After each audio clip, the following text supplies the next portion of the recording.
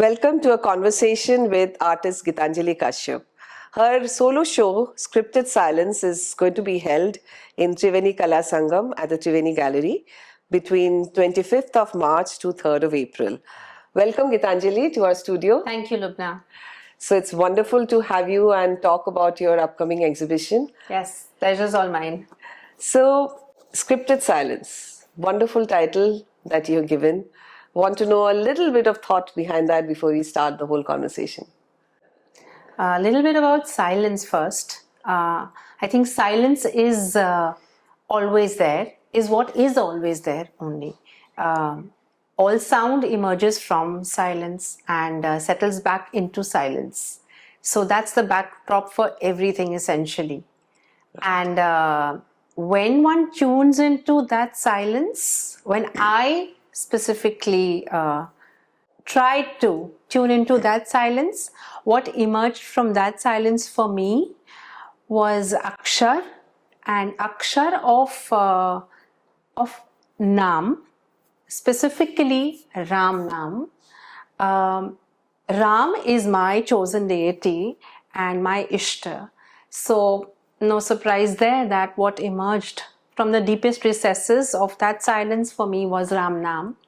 And I just chose to be with that Nam for as long as I could and just put that into script.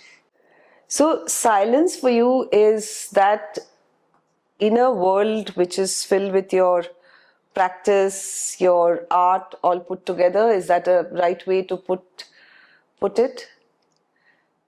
So silence is what I happen to become aware of. Okay. I'd like to, call it, if that sounds okay, primordial silence. That's always been there, always is. Right. And always will be. Right. I just got aware of it. And in that awareness, what emerged was the Nam for me. And so that happened so spontaneously and remained. It didn't just come and go. It remained. And it was there all along as I was working on the works that I used to work on earlier, my earlier genre of art. And in my practice, in that silence, what would resonate in my head was all the time the Nam. The Nam, okay. And therefore, I had to give it attention. So it asked for my attention in that manner, and I had to express it through my artworks. That's the best way I could address it. Actually, that's a very profound thing you said, that you had to give it attention. Yeah. It was screaming for attention, the silence itself. Yes. Okay. Because what happens to all of us is that during our day-to-day life, we hardly sit down and think about the silence. We do not look for it. But you have, and not just with this present set of works that we are going to talk about, but also this has been your practice for quite some time, right? The Ram Nam Likhan, you say? Ram Nam Likhan. Yes. So give us an idea how it started, like when did it start? And I just got blessed, honestly. That's all. That is actually the honest answer. I just happened to get blessed because it just came into my life by chance and it clung to me. And that's how I got blessed is what I'm saying. Was it a few years back? Yes, many years back actually, around 2008. When I was going through personal turmoil due to certain events in my life, as a solace, someone happened to just share it with me. It's a practice it happens across our country. In the most rural and native setups, people just take Ram Nam ki kitab hoti hai. It's just a regular copy. So what's there in it is just these khali columns. Right. And you're just supposed to fill these columns with Ram Nam. And the Nam has to be, specifically for me, it's supposed to be Sri Ram Ram Ram. Nothing more, nothing less, nothing very fancy, nothing very, you know, Any copy, anywhere or any copy. These are designed for ease. हाँ. Printed है, available है, आपके पास पड़ी होगी, आपको उठा के केवल as a daily practice, you just have to fill it in as discipline. And ideally, you're supposed to fill 4 pages of Ram Nam in the Every copy day. per day. What's promised in return is whatever you seek. Okay. So, Sri Sita Ramdas Omkarnath, my guru, my guru, he wasn't my guru back then, but I didn't know it. Of course, he was. But in his sampradaya, he said, he has quoted, he has promised, in fact, emphatically. I'll just quote a Sanskrit verse. He says, Sri Ram Ram Rameti ye vadantyapi cha sarvada tesham bhuktischa muktischa bhavishyati na samshaya. So if you do Ram Nam, then all the Sri Ram Ram Ram iti, this. If you just keep chanting or saying or writing always, whoever does, that person's worldly and otherworldly, anything and everything, I promise, shall be taken care of. Okay. What one seeks is, of course, one's own personal, and there are no conditions. Okay. No conditions apply. Okay. It's just as simple as it is. If one just initially I took it up as or kuch nahi hai, to one would go as my go-to. Yeah, I was going to ask you that. Better. And of course, this has happened to you in your adulthood. Yes, sir. Right. Just about 10 years back. 10 years back, 10, 12 years back. We are all kind of educated in an environment where these things, not for all of us, had come to us when we were growing up. Yes. And after going through education of logic and rationality and everything, so how did you embrace it? What kind of, because that's something that our viewers would also like to know, because we do not do this naturally. We are not taught and we have forgotten that education that was there earlier, and being all of us being in Western education system, we've forgotten everything. So what part of it made you feel this is a right approach, or this is something, let me try? Or what was it that, what was that inherent seeking in you that made you feel, okay, let me just try it and see? So the seeking, I think, would always have been there. Excuse me. In my college years also, I'd just kind of always be seeking. I didn't know specifically what at that time, but I was always a wanderer. I was just wandering about with... You always had that... that wanderlust. Intuition and interest. And I knew I'm not just randomly wandering. I'm wandering looking for something, but specifically what or who, I couldn't put my finger upon at that time. It was something more, something less mundane, something less material, something less tangible. That I knew, but what, even I didn't know back then. But, and then when life hits you hard, at that time, always, one is pushed to the edge, and then it's a fall or rise or flight or whatever. And I just when I was about to kind of trip over, I think something came and, it seemed like that anchor, that tether that would keep you safe.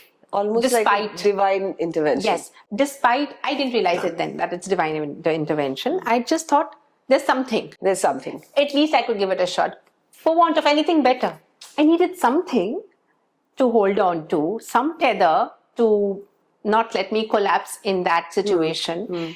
And I didn't realize that I was getting, at that time, I was being handed the strongest tether there is. Something that's always been there, which the presence of which is not affected by time, beyond time and space. So it is the strongest, therefore.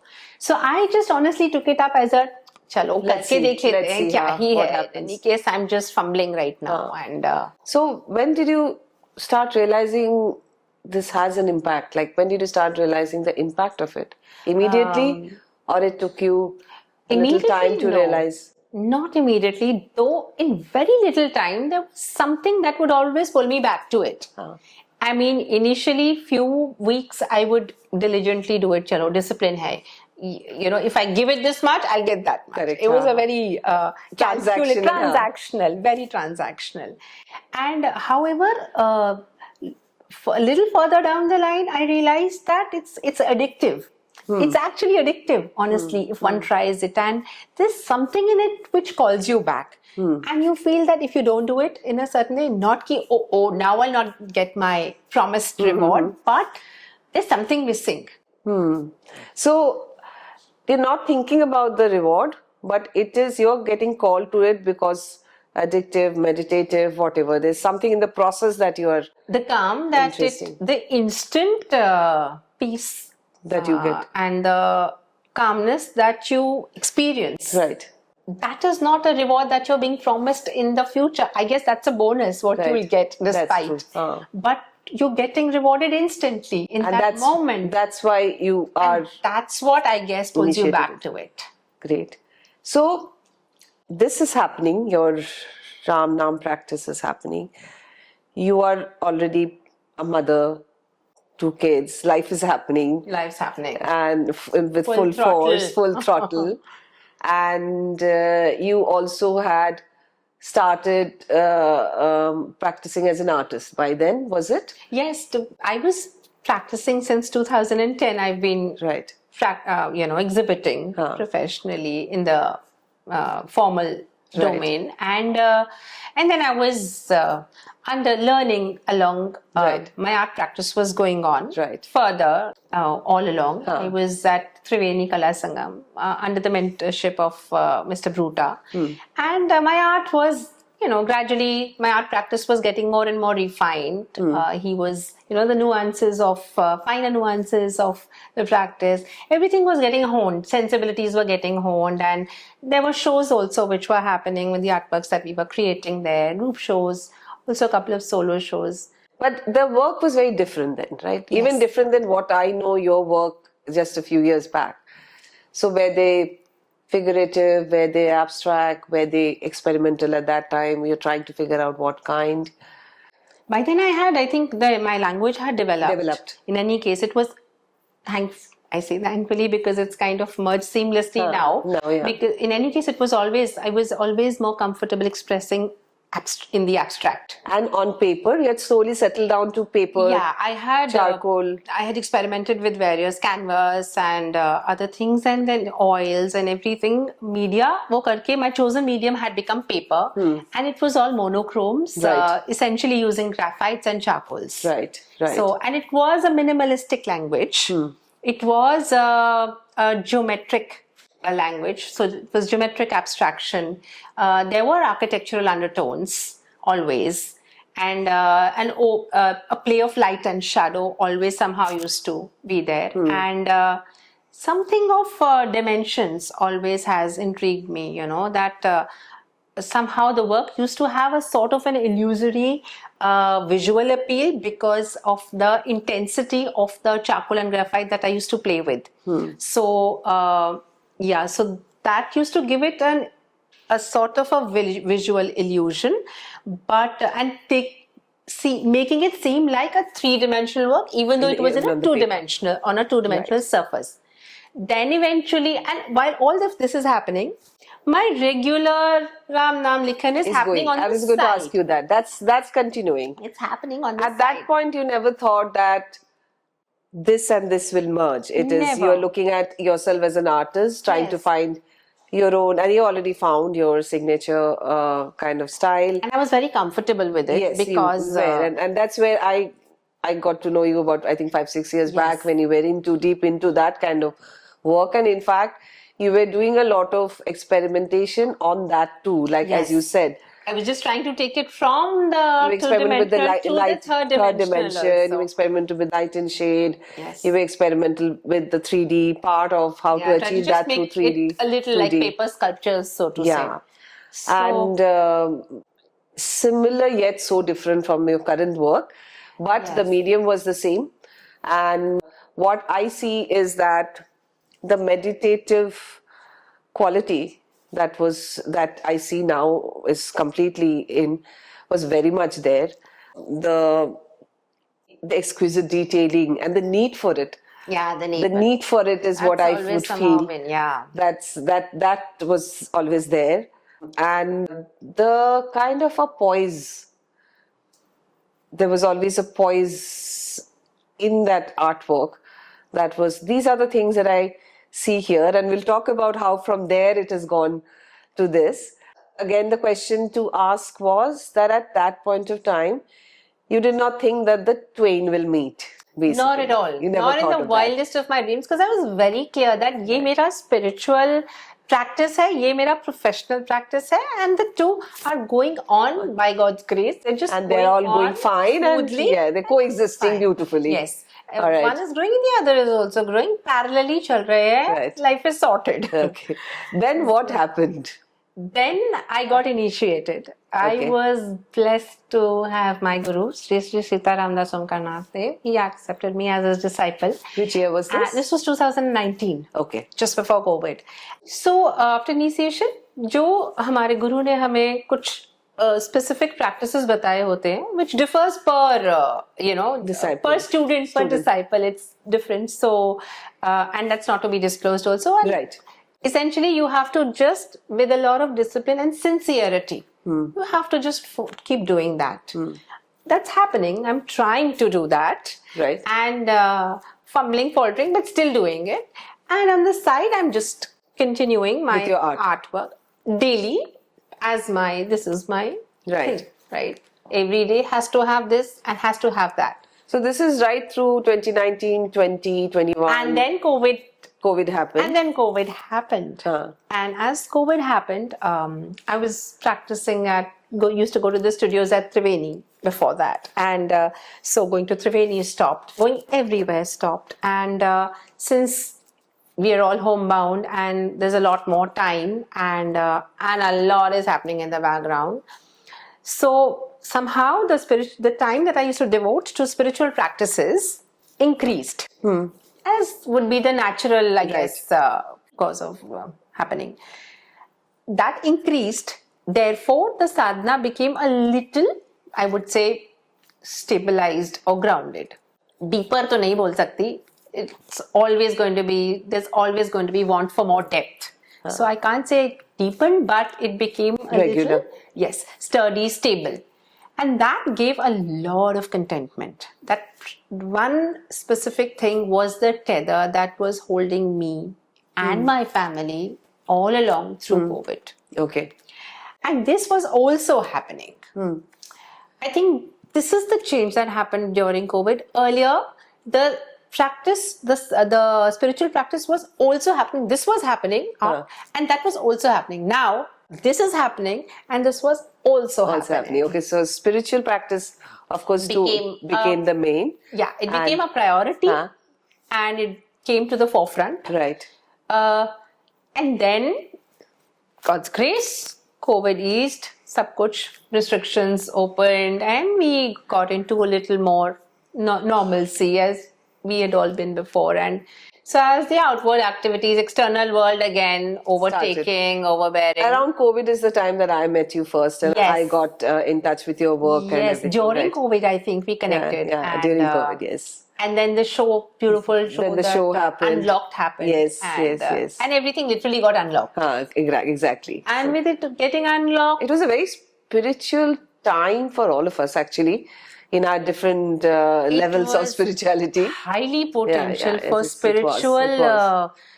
But for you, introduction, evolution, for those who are already on it. Right. I mean, very profound times. Very, very profound time. So so that happened, and I think so much would have happened with all of us during that time, which we ourselves cannot articulate or enumerate right now. In those, and it's all inside in our subconscious. So much has gone in during those times that it comes out in layers by and by. You're very, very right about it. Yes. Right. So okay, so your the world opened, and so did the art world, moving around with your then existing practice. And then And then I had a solo that I applied for at Jahangir Art Gallery. Yeah. I'd applied for before COVID, gotten the dates. The dates came in COVID period. So they postponed the show, and it happened to be just after COVID. So 2022, I took a large body of my works to Mumbai for the solo at Jahangir, and it was a beautiful show. I thoroughly enjoyed putting up that show, the experiences that I had during that show, all sorts of experiences, interactions, a lot of appreciation and encouragement, so net I was really satisfied, and I thought It was a very successful show for you, very both successful. critically also and also everything. Yeah. Absolutely. Great sales and all and everything. So I thought things are on the trajectory is fine. Everything's on track. However, when I came back after the show, I realized that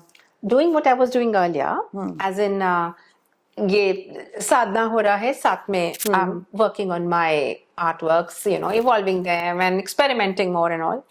Something was bothering me so much. And when I sat, and I had to sit a lot in silence for this, because what was gnawing from within at me was like, I just couldn't ignore it. There was something I didn't know what's the botheration. Okay. Everything's apparently fine. What is bothering me? And when I sat a lot in silence, in solitude, almost to the extent of becoming antisocial. A lot of my friends and acquaintances and colleagues also misconstrued, and I mean that's okay, no blames to them. But then I was going within, and it seemed like I was intentionally cutting off with everyone. I wasn't intentionally cutting off. I needed that space and time to go within, to tune into that silence, and when I could, to a certain extent, what I could grasp was that what was needed more for me was the spiritual practice. What I wanted more was the spiritual practice. What was a requirement, professional requirement, from the outside world was this, from the outside world. And also, I mean, if you're on a certain trajectory, the next obvious step would be devote more time, create more work, sell more work. Right? There's demand, you create yourself. And when I started doing that, my spiritual practice was getting compromised and reduced further and further, because there's only 24 hours in a day, unfortunately. Right. And that was giving me the conflict that was happening in your mind. Yes. And once again, I think the scripted silence, coming back to the title, that's the silence that you did not ignore. I mean, you went back into it for you to find the next original voice. Let me put it that way. Like this won't be your last rebirth, for example, if I were to put it, because as an artist, as human beings, we are always reinventing. Yes. But this was a substantial and rebirth, I would say. Like it's like from one paradigm to another. Yes, the mediums are the same. Yes, you're using similar kind of process maybe, but this was a paradigm shift, and that's what I'm also trying to understand, that what probably to me feels like you were becoming more true to your own spiritual discipline, and that was probably creating a dissonance with what you are trying to do in this other world. Yes, absolutely. And your need to merge it together some way was happening. That and was the only logical. You were being authentic about it. Absolutely. Right. That's actually a very beautiful thing for all of us to take away. I just did not ignore it. Yeah. And I just ignore didn't it. push it and shove it under the carpet. I just addressed it as honestly as I could. Right. And in which my limited mental and other faculties understood it, grasped it. Yeah. In that manner, I just tried to, the best way I could address it. So the next logical answer to me at that time was merge the two. Merge the two. There is no other way. So I want to digress here a little bit and ask you about your short but a very satisfying journey of learning Mysore painting. Yes. And how did that come about, and what did that teach you, or what was the impact of it on your work right now? So the earlier works that I was always making were essentially comprised of the language, and the vocabulary was lines. Right. Those lines, when I started to convey and express what I was now feeling, what I was then feeling, Right. those lines, the vocabulary of those lines started seeming very insufficient. To express. Those lines weren't sufficient anymore to say what I wanted to say. I didn't even that time know what all I wanted to say, but to express whatever it was not- emotions were surfacing. That was very interesting. It was not, the lines felt a little incapable of saying all of that. They seemed a little insentient, Like less of life or something. less of life, lacking that force that was wanting to get expressed. Get expressed. So I thought that, and it was all related with, of course, the life force, life energy, and energy of the cosmos, the primal energy, whatever you want, God energy, whatever you want to call it. Right. And therefore, I thought then maybe an art form which has techniques and more in its toolbox with which I could convey whatever I was expressing or feeling. So I found out, and I got pulled towards, someone told me about a beautiful traditional classical South Indian art form called Mysuru painting. Mysuru it is called. Mysuru. This art form has paintings which adorn the palaces in the of the South India, Mysore Palace, etc. So it's essentially, the paintings are all about gods. The subject matter is only gods, nothing of the mundane world or materialistic world, which pulled me, which was a puller. And then it's very intricate work. It's also the lines, but in a very different way. Yes. And it is also you getting pulled because of the essence of divinity in the art form. Absolutely. And that's the reason you wanted to... exactly. Okay.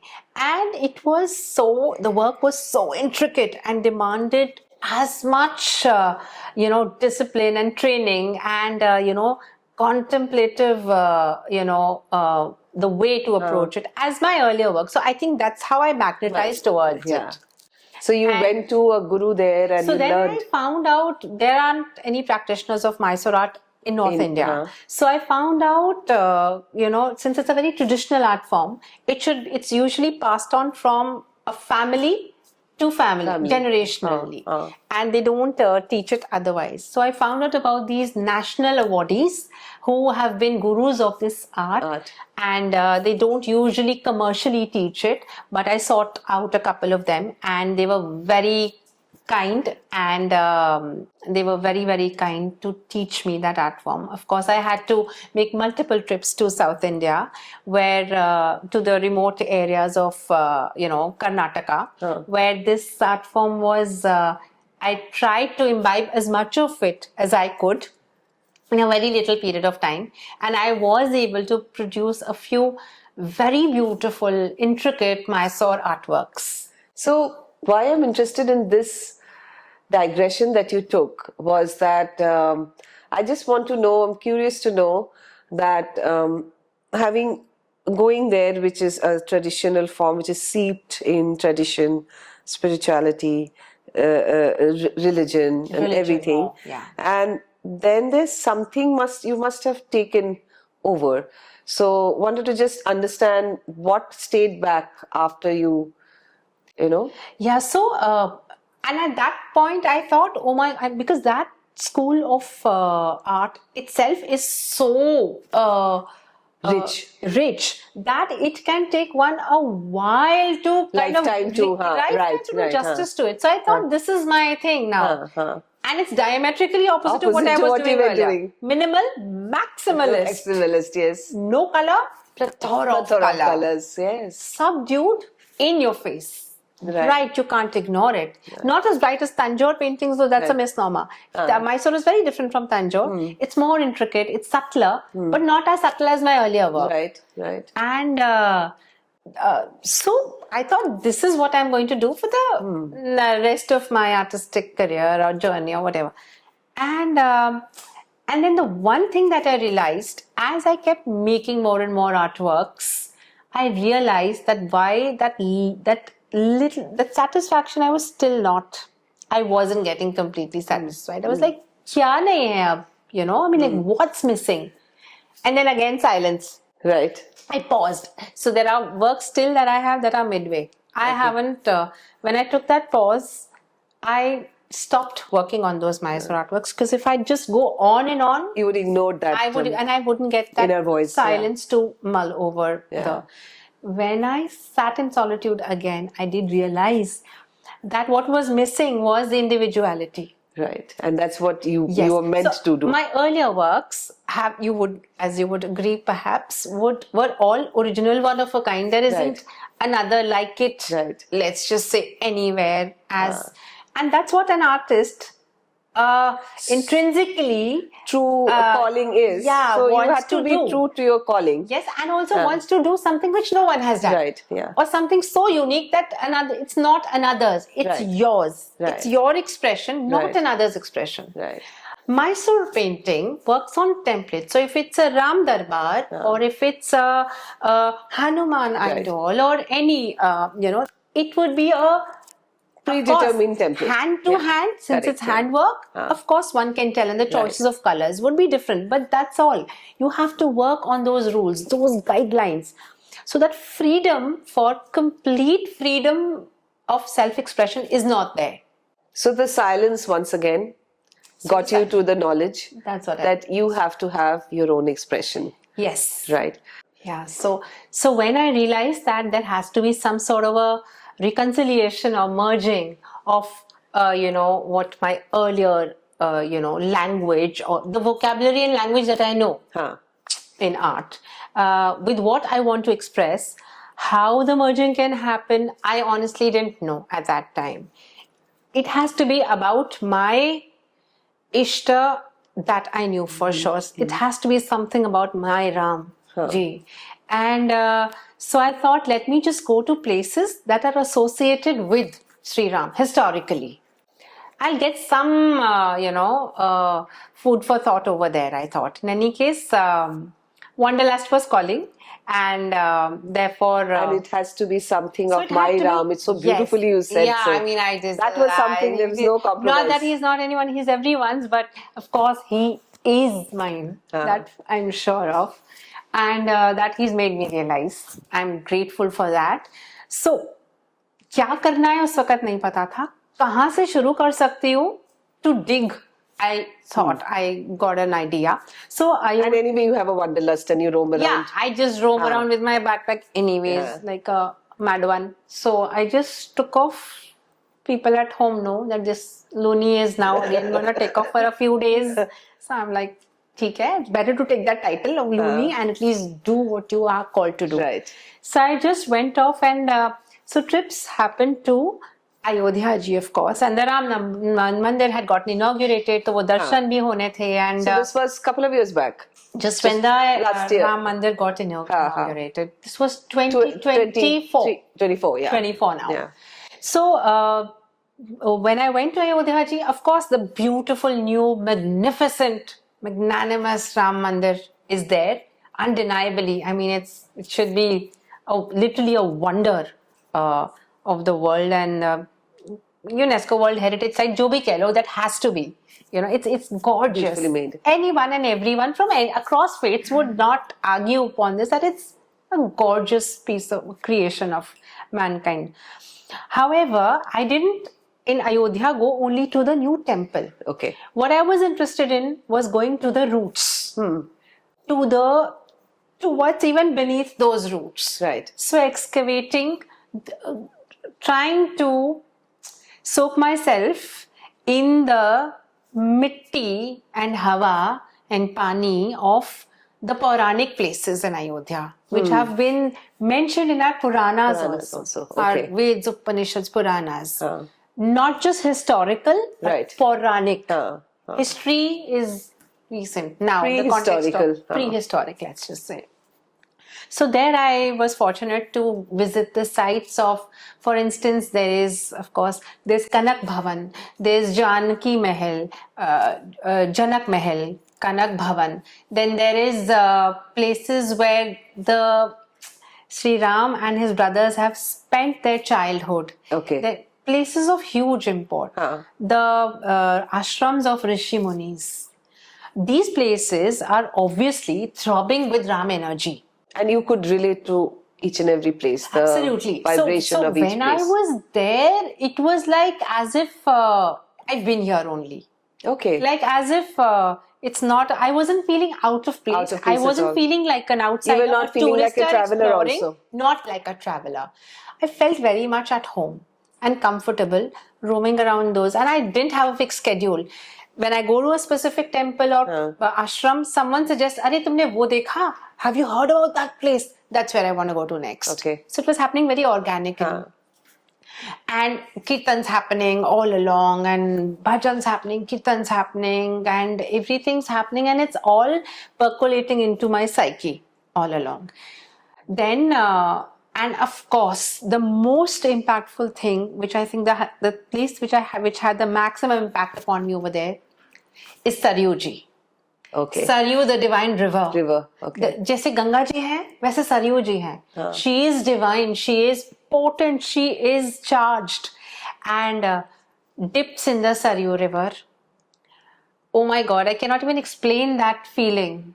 And Saryu ji, incidentally, is a river. Of course, Sri Ram and everyone has spent their entire lives by the banks of the Saryu ji. It is a place where Sri Ram has finally walked into. He took Jal Samadhi. How did he leave this earthly plane? He was on earth. He got incarnated on the earth. So of course he had to go from this plane. How did he go? He didn't die a natural death as us mortals. He walked into the Saryu ji. Okay. And that's how it's called Jal Samadhi. Okay. So was alive Saryu ji mein, to matlab, if Sri Ram has walked into it and been there, then can you imagine the charge of the Ram Tattva that river carries? That I understood theoretically, of course, but when I took the dips in the Saryu ji, and I would just go be there, absolutely, I'd take a boat, cross over to a place where the Saryu ji is by the banks, take the dip, go across where there's nobody. Only the boatman would be waiting for me on the side, and I would just watch the sunset over there. Okay. And there I would do my sandhya. Okay. In the evening. And that was not because I was searching for some way to express my art. No, I was just being. You just were just true to what you... Just soaking in that place. Can I also ask you, you hadn't started a single artwork of this series by then? I hadn't. You had just let go and you were being, and traveling. I carried my notebook of writing Sri Ram. That's all that I carried with me. And I wasn't reading any scriptures, nothing, just being there, just soaking in the place. And it was time to come back to his family, and I got to come back. Wapas aa gaye. And aakar, I don't think I realized till date what all I carried back from that trip. And then when I came back, just was trying to. Then I started, of course, exploring and trying what to do. Karte karte, in my earlier abstract, linear kind of, scribblings and Ram Naam started. I mean, I just started experimenting, exploring. Ki isme Ram Naam dal do to? My earlier lines, my compositions. Right. Compositions were the same as I used to make earlier. But you were trying to... But instead of the lines, what did you put Ram Naam? I started writing my Ram Naam. What happened? I think something clicked. Magic happened for me personally. I don't know if it's as magical for the viewers, but for me, it was nothing short of magic, because it was a composition of art as minimal as I would have earlier done, as detailed as I wanted to make it, and it was yet all of it was Ram Naam. Yeah. So I was like, so then this practice started growing on to me. I just started very small little on shards of paper. I just started doodling various compositions. What can I do? Or using color, no color, everything. You were experimenting. I then, was just I wasn't even expecting them to make final artworks out of them. I was just कि वो तो नहीं करना है पता है क्या करना है पता नहीं है. In the meantime, whatever's coming out. It was just that. And very soon after this Ayodhya Ji trip, I got my mid-sem break for the kids, before the next class begins, and What I happened? got a chance to You ran off again? pick my backpack again. And this time I would have gone back to Ayodhya Ji, I guess, or Rishikesh perhaps, which was my favorite haunt. However, I thought that another place associated with Sri Ram only, if not Ayodhya, then I realized that Chitrakoot is the one place where I don't think many people know this.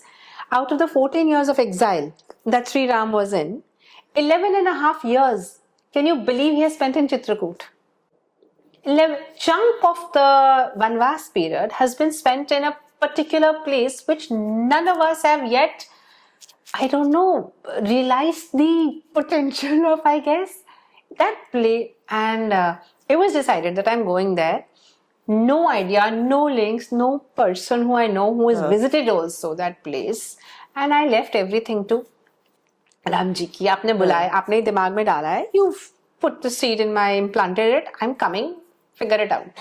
Like literally telling him, figure it out. I have to come. And I reached Chitrakoot, and it's a very old, rustic place from out of not belonging to this century actually. Ayodhya Ji is very different. It's very now. Like developed. You can tell that yes, it's developed and it's town, it's a city, Right. it's a pilgrimage center, Right. it's a pilgrimage spot. Now of course it's a tourist pilgrimage Also, spot. Everything. And Insta tick the box, everything it is now. Chitrakoot is everything unlike Ayodhya Ji. It is the most, I don't know the word, the most rustic, the most primeval. It seems like it's from another era altogether. And there I got a chance to visit all the ashrams where Sri Ram had the hermitages of the most adept and the siddhas who've been there. Agastya Muni, and Valmiki Ashram. Places where Tulsidas Ji has started writing the Ramayana. I got the opportunity to saw the original copy of that Ramayana in Rajapur, the place where Tulsidas Ji belonged to. I just so fortunate I consider myself to be. I was witness to all those places. There I stayed for 10 days by myself. And just also over there is the sacred mountain called Kamadgiri. Kamadgiri is a sacred mountain where Sri Ram and Sita Ji and Lakshman Ji had made their, abode. Place, abode. That mountain is so sacred. It's got living Ram energy till date. And uski parikrama hoti hai, circumambulation. Okay. Just like we do a parikrama of sanctum sanctorum in a temple, similarly, or Govardhan Giri parikrama hoti hai, jaise ki Vrindavan, close to Vrindavan and go. Similarly, there is a circumambulation happening of Kamadgiri Parvat. And I did those every day. It was my ritual. Bathing, getting ready. I would just take my backpack, go do the parikrama. It's a 2-hour, 1.5 to 2 hour parikrama. If you're walking fairly fast, then 2 hours, otherwise 2.5, 2 hours actually. Every day you do that? Every day. That parikrama is insane. I mean, I don't know what all it does to you, but it's so addictive. My feet were sore. I had blisters, literally bleeding blisters in my feet. Because aadat ka, where do we walk, and also the parikrama happens barefoot. Oh. Yes, ideally it's barefoot. Okay. And it's not a paved, beautiful pathway, cobbled. Wow, no. So you were doing it barefoot? Barefoot. Because only then it's considered. Like, if there's a living deity in that, how are you moving around it with leather shoes and things like that? So it's supposed to be barefoot.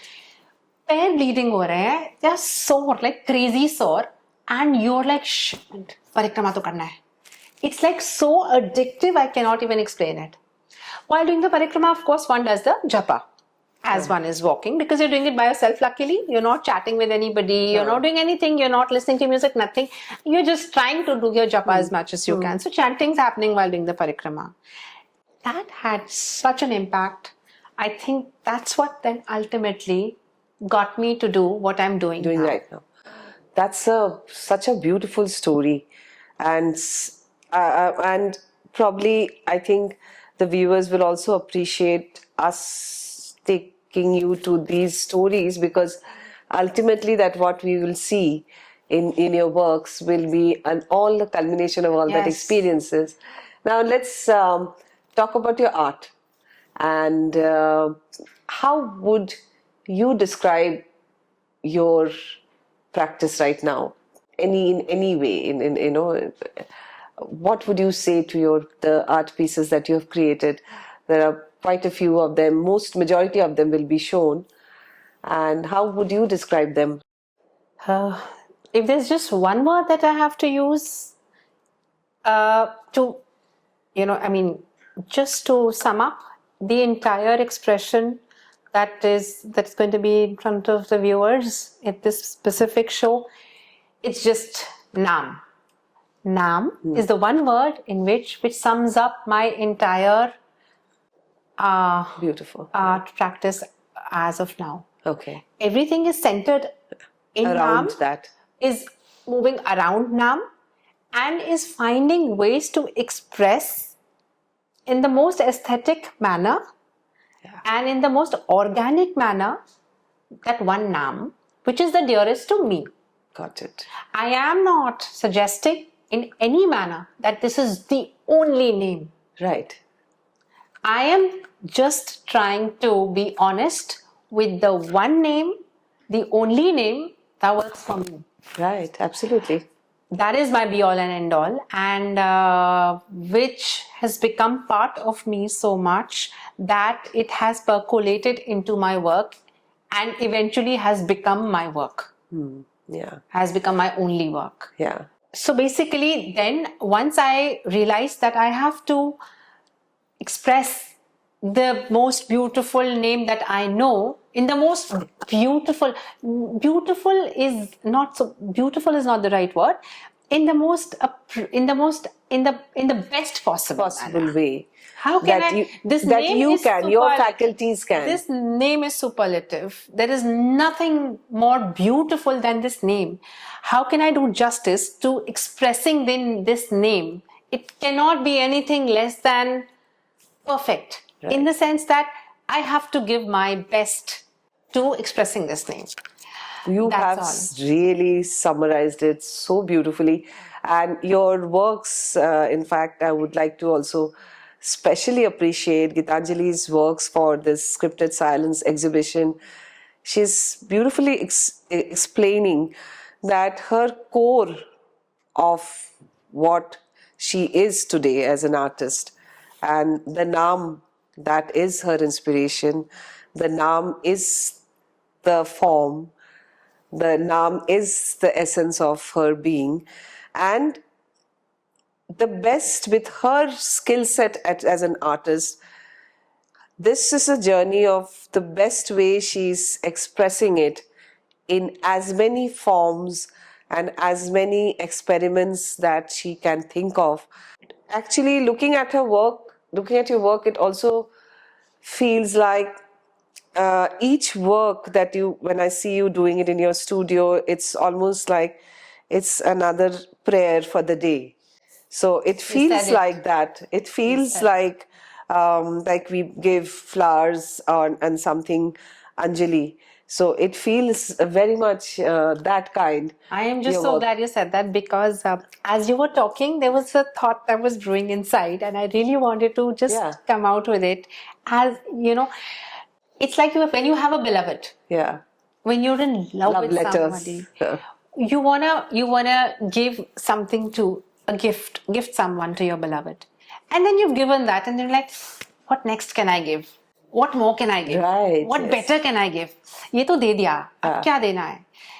It's like my beloved Sri Ram and the Sri Ram's Naam, and I've expressed it. I've made an artwork out of it, which has come out Right. beautifully by His grace, and another like it.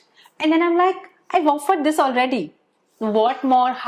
What more can I offer? Right. And then I'm like, this is done. This I've already offered. How can I offer this again now?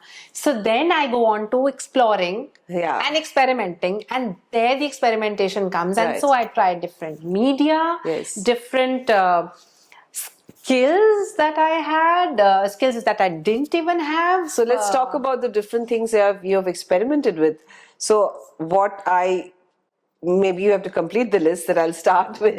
So of course your normal charcoal and pen on paper is there. You have tried etching here. You have tried paper pulp paper that you have made yourself with organic materials. You have tried engraving. You have done normally your acrylic on canvas and all of that. You have used found objects, which is historically important in your work.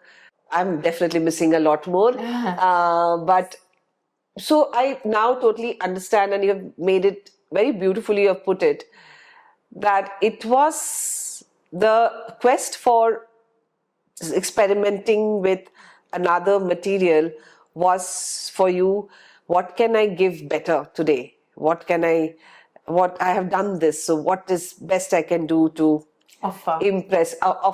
Yeah. And from there it has come. And you have not only experimented with different kind of materials, medium, but you also experimented with processes.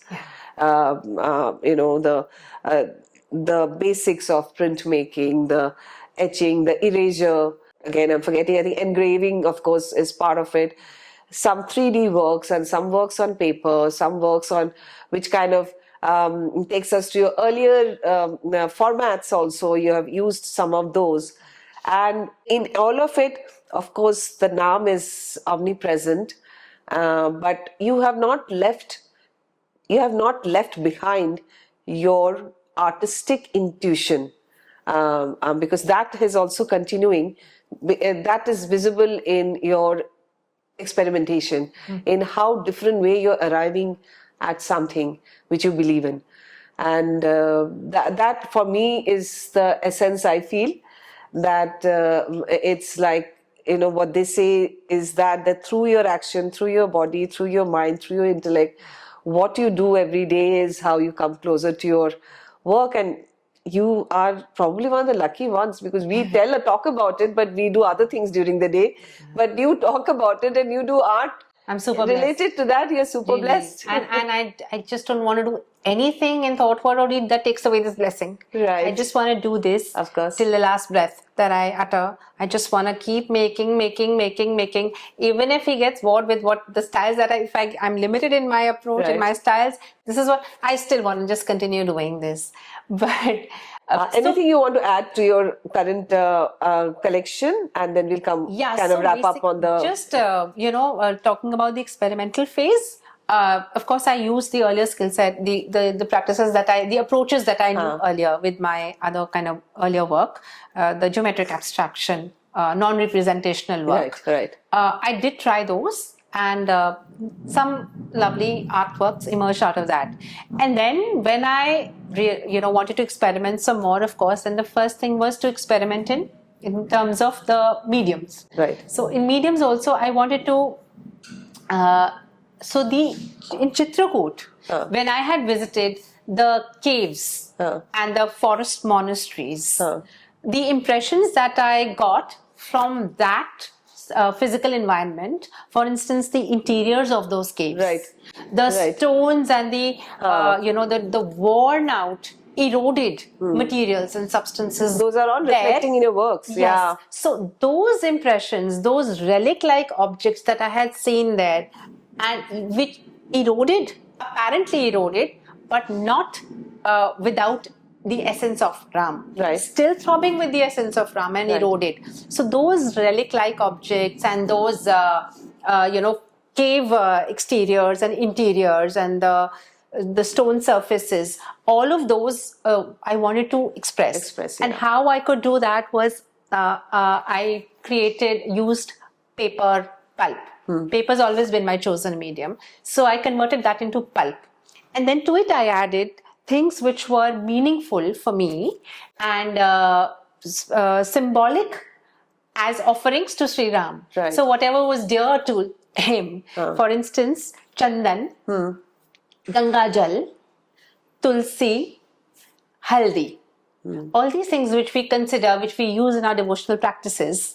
And I wanted to somehow inculcate that, because if I'm offering, I'll offer what he loves the best. Absolutely. Right? So then in my paper pulp, I incorporated all these materials, created mache out of it, out of which I shaped into these relic-like objects.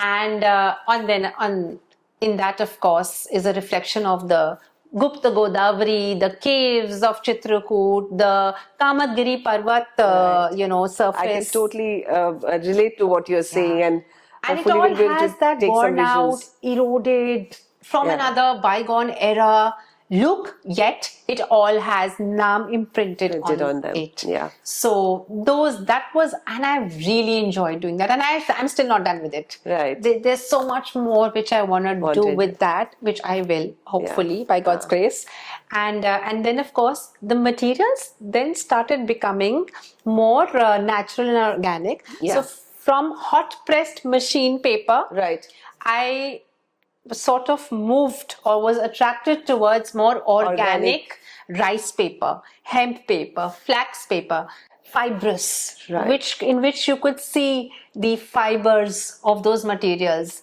which is translucent, transparent, in which play of light and shadow can also happen. That's also a very important journey you're taking, right? Yeah. Which, I'm sorry, I missed that in the thing. It is not just, it would be unfair to say that you have stuck to the medium of paper, but what you just said was because of what your personal search is going towards the root, your search for the material and the medium is also going towards another route, which is more and more towards organic. Yes, very and organic. Which is coming to you naturally. Is you're reaching out for that much more naturally now, and I'm gravitating towards that. You're gravitating towards naturally. If you've noticed, Lubna, which I myself realized a little later than it actually than when it happened, my lines used to be very perfect lines. Yes, straight lines, architectural, very architectural, angular. The works used to be. Yes. I've realized geometric, how those lines have become from absolutely rigid straight lines to absolutely flowy fluid, and absolutely flowing organic lines. Absolutely organic lines. And the angles, even if I want to put them there, exact angles don't come now. It's become curves instead of angles. Right. And it's all been unintentional. Machine-made paper to organic materials, which are probably custom-made, to organic materials, lines which are architectural to sinuous and flowy lines.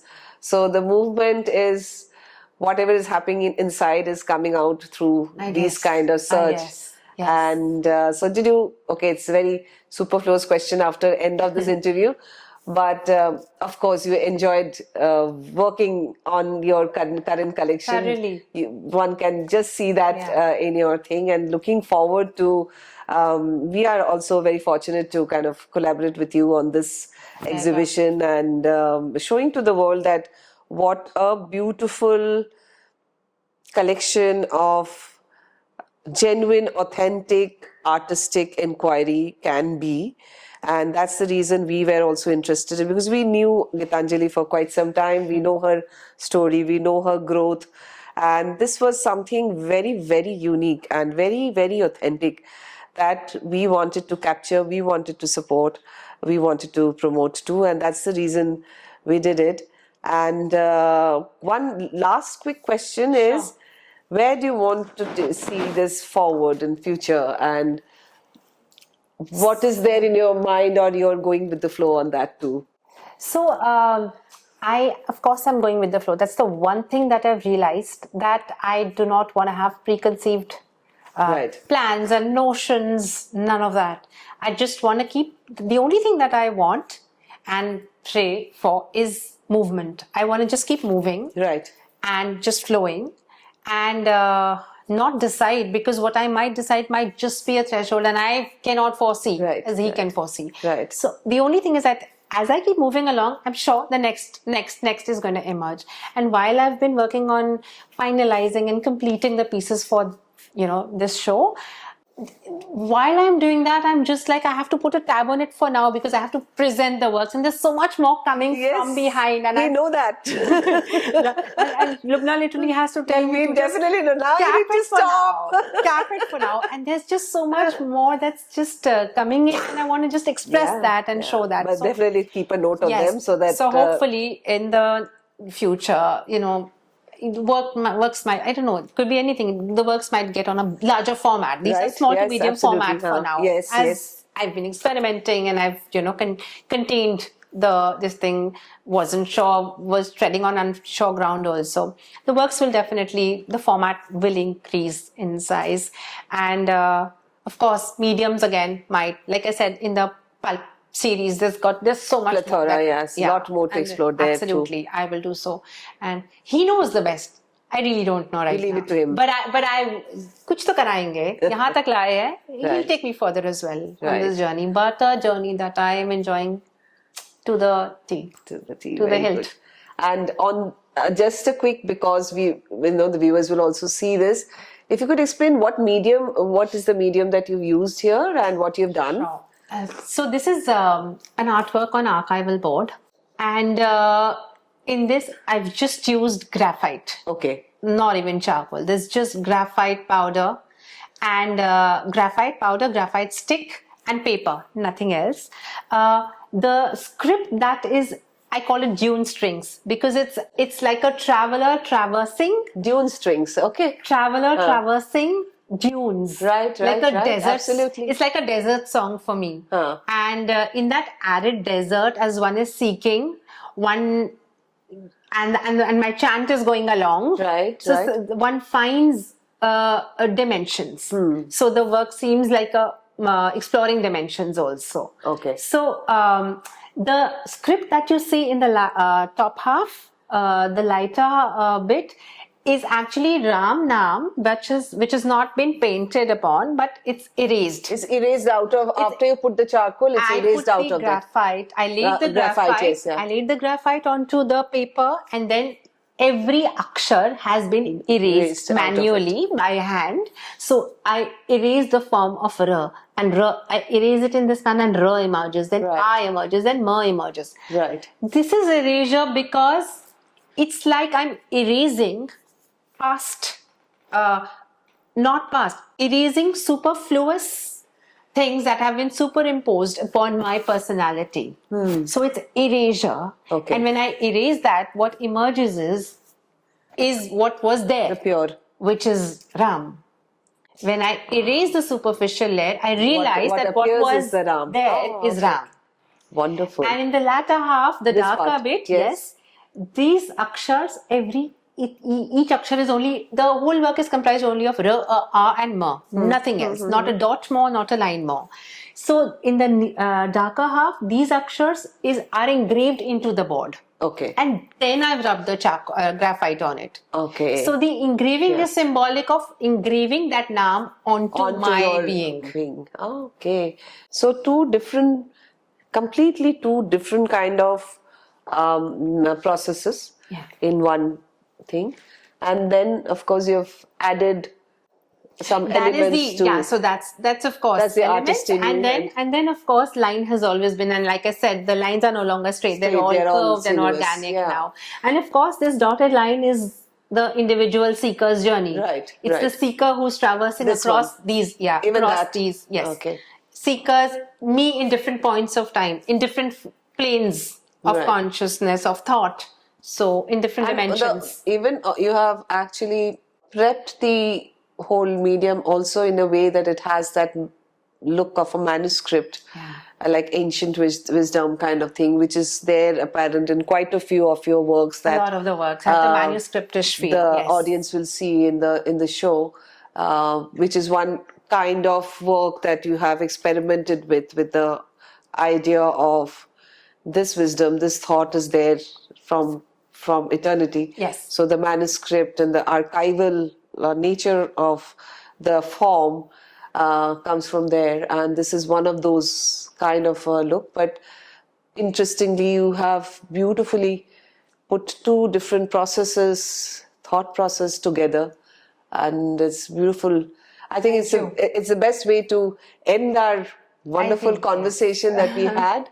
And, yes, I've thoroughly enjoyed sharing my journey with you. And I don't know if everyone will resonate with the things that I said or experience the same when they see the works. But thing is that in every akshar of Ram Naam that I've etched or written or engraved or painted upon the surface of the artwork, Ram is not any ordinary word. So I've not put paper, or coffee, let's just say over there. Ra, and ma specifically are words which carry their own vibration and energy. They stand for something, and they stand for, actually the whole creation has kind of emerged from these words. Om and Ram, and so that'll be another topic, I guess, for another day. But so these akshars are vibrating at a very high frequency in any case.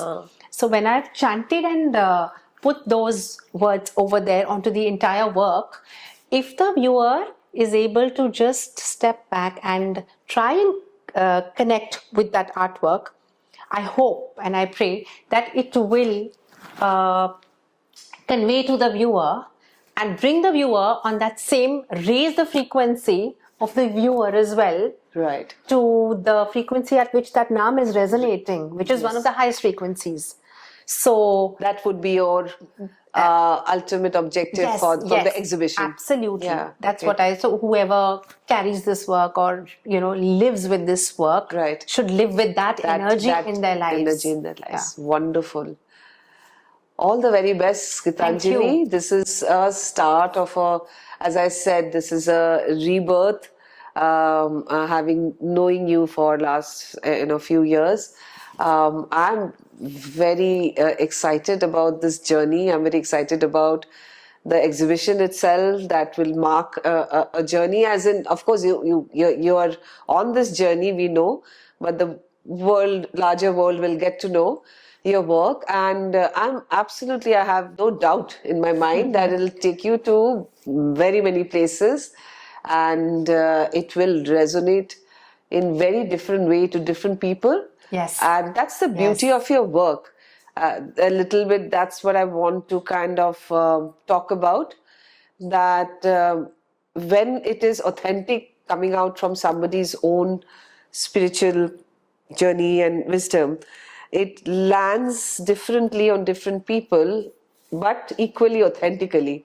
So my wish would be for everyone to come and see the exhibition with a very open seeker mentality, seeker heart, and also as an art appreciator, you will see the kind of work that has gone into each and every piece, and that's something that we would definitely like them to see, and it'll be a lovely show. I'm absolutely very excited. Thank you. And I'm so glad that someone is empathetic, sensitive, and authentic as Lubna and Gallery Artroute, who've been true to their purpose, has taken up the work of sharing these works with the audiences. With pleasure. And I'm so glad to share this, just a glimpse of this journey with everyone. I just hope you guys enjoy it. Yeah. All right. Thank you so much. Thank you so much. Thank you so much. Pleasure's all mine.